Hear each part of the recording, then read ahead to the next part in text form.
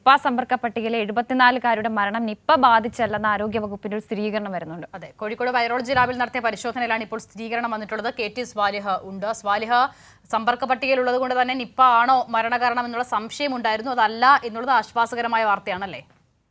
തീർച്ചയായും നിപ്പ ബാധിച്ച് സമ്പർക്ക പട്ടികയിലുള്ള ഹൈറിസ്ക് സമ്പർക്ക പട്ടികയിലുള്ള 74കാരിയാണ് ഇന്ന് രാവിലെ മരിച്ചത്. ഇത് വലിയൊരു ആശങ്ക ഉണ്ടാക്കിയിരുന്നു.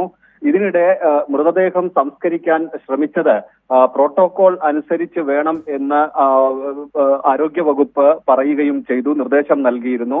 ഇതനുസരിച്ച് ഖബറടക്കം നടത്തുന്നത് തടയുകയായിരുന്നു. ഈ നിപ്പ ബാധിച്ച് മങ്കടയിൽ മരിച്ച 18കാരിയുമായി നേരിട്ട് സമ്പർക്കമുണ്ടായിരുന്നു ഇവർക്ക്. തീവ്രപരിചരണ വിഭാഗത്തിൽ അതേസമയം മറ്റൊരസുഖം ബാധിച്ചാണ് 74കാരി അതീവ ഗുരുതരാവസ്ഥയിൽ ആശുപത്രിയിൽ ഉണ്ടായിരുന്നത്. പ്രോട്ടോകോൾ അനുസരിച്ച് ഇവർ ഹൈറിസ്ക് പട്ടികയിലാണ് ഉണ്ടായിരുന്നത്. ഇന്ന് രാവിലെ മരണം സംഭവിക്കുകയും ചെയ്തു. ഇപ്പോൾ വലിയ ആശ്വാസമായിരിക്കുന്നു. മൃതദേഹം വീട്ടുകാർക്ക് വിട്ടു നൽകിയിട്ടുണ്ട്. നാളെ ആയിരിക്കും സംസ്കാരം.